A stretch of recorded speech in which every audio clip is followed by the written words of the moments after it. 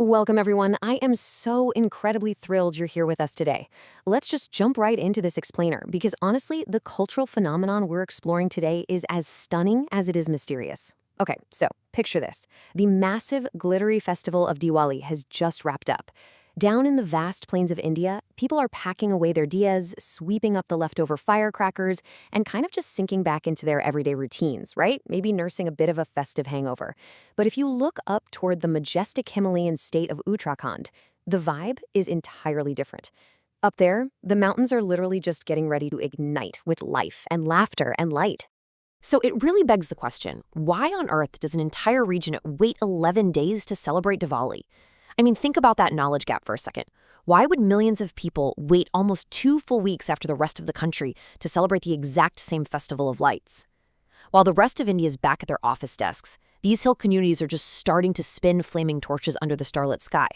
There's just no way that's a coincidence, right?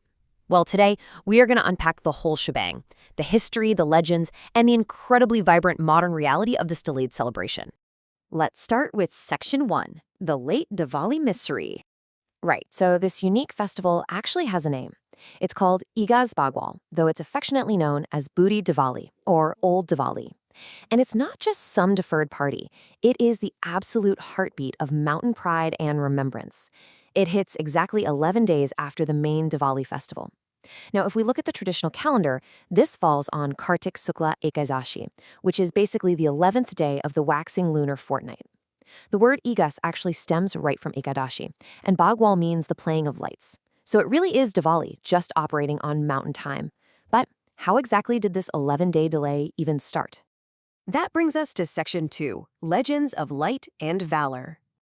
Now, what's really interesting here is that the origins of Igas Bagwal aren't pinned down to a single event. We actually have this fascinating duality. First off, there's the deeply rooted mythological origin. Legend has it that when Lord Ram defeated Ravan and returned victorious to Ayodhya, the news literally took 11 days to navigate that rugged Himalayan terrain. I mean, you could say the mountains had pretty terrible Wi-Fi back then. So when the locals finally got the memo, they lit their lamps in celebration. But contrasting that divine myth, we have a very real historical truth from the 17th century. A beloved local Garhwali military commander named Madho Singh Bhandari returned from a major military campaign, and his return also took exactly 11 days. So both stories, one divine, one martial, are deeply revered and honestly both perfectly explain the delay. Let's look closer at Section 3, the hero of Garhwal. I want to shift our focus for a second entirely onto Veer Madho Singh Bhandari. Born back in the late 16th century in the village of Malitha, Terry Garhwal, he wasn't just any regular soldier. He actually rose to become the Senapati, the commander-in-chief, to King Mahaput Shah of the Garhwal kingdom. So during autumn, right around the time of standard Diwali, he leads this massive military campaign against Tibetan forces in the Dapagat War. Days turned into weeks.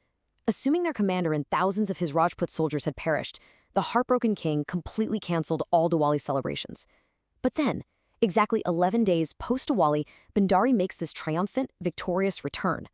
The kingdom totally erupted in a joyous, belated festival of lights, which essentially became the very first Igas Bagwal. And get this, his legacy wasn't just built on the battlefield. The guy was also a visionary engineer. His home village of Maletha had incredibly fertile land, but suffered from severe water shortages. So Bhandari spearheaded the Maletha Canal. We're talking about a massive trench cut through solid mountain rock, just to channel water from the Chandrabhaga River. But powerful local folklore says the mountain just wouldn't yield until an ultimate sacrifice was made. Tragically, Bhandari sacrificed his own son, Gaj Singh, to complete the canal and save his people's livelihoods. It's an absolutely staggering level of devotion and duty that elevated him from a general straight to an immortal folk hero. Moving on to Section 4, Rituals of Flame and Faith. So, now that we understand the deep historical and mythological roots, how is Igas Bagwal actually celebrated today? Let me tell you, it is an incredibly vibrant, sensory experience. It's defiantly outdoors, bringing entire villages together. The absolute centerpiece? The Bhailo. Imagine standing in a terraced mountain village right as dusk falls. The crisp night air suddenly fills with the crackling of pine, deodar, and resinous wood. Villagers ignite these bundles, tie them to long ropes, and literally swing them in these massive, spinning, fiery arcs. Against that pitch-black Himalayan sky, it is a primal, breathtaking, and poetic ritual symbolizing courage, cleansing, and the total victory of light over darkness. But hey, it's not just the fire. The whole night is completely energized by the hypnotic beats of traditional Dhol-Damau drums. You've got villagers performing these amazing community dances, like the circular Jumalin and the sword-wielding Sholia. And the food, oh man, the aroma of local mountain delicacies like arsa, puri, and urad dal pakoras just fills the courtyards. Plus, because this is a deeply agrarian society, they make sure to honor their cattle. They decorate their horns and feed them a rich mix of flattened rice, milk, and ghee called gogras. All the while, elders and women are passing down centuries of oral history, filling the night with traditional Mongol Geet and Bhailo Geet folk songs. Now, while the core spirit remains exactly the same, the festival subtly shifts depending on where you are in Uttarakhand's different cultural zones. Over in the Garhwal region, the focus is heavily on the Bhailo torch dances and livestock, acting almost as a harvest Thanksgiving. But move over to Kumaon, places like Almora, and the focus shifts to beautifully illuminating rooftops with rows of diyas, alongside Jora and Chantry dances. And then you have the tribal region of Jansar Bower. Because of heavy agricultural duties in November, they actually celebrate their Budhi Diwali an entire month late. And they feature this totally unique tradition of churning a massive rope made of freshly cut babai grass. Let's look at Section 5, Keeping the Heritage Alive. So the crucial point is, what does Igas Bagwal actually mean in the 21st century? We've talked about ancient kings and mythological gods, but today, this festival acts as a powerful beacon for reverse migration. You see, Uttarakhand has faced heavy outward migration for decades as the youth move to the plains or join the armed forces for work. Urbanization is a very real threat to mountain identity, but Igas Bagwal, it fights back. It is a massive homecoming. Recognizing this cultural anchor, the state government officially declared Igas a public holiday in 2021. It's a simple act, but it encourages the diaspora, whether they're in Delhi, Mumbai, or beyond, to travel back up those winding roads, light up Bhailo, and really reconnect with their roots.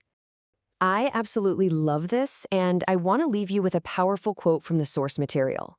Light arrives late, but it arrives with honor. Igas Bagwal is literally the ultimate symbol of mountain resilience and loyalty.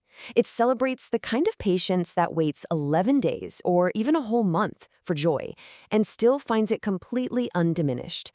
It's just a beautiful reminder that we don't always have to be synchronized with the fast-paced modern world to keep our identity glowing bright. Which leads me to this final question for you. In the noise of modernity, what unique, quiet traditions from your own roots are waiting to be reignited? Igas Bagwal proves that when traditions are kept alive by the people, they never truly grow old. Take a moment to think about the heritage in your own life that might just need a tiny spark to come alive again. Thank you so much for joining me on this explainer. Keep learning, keep exploring, and I'll catch you next time.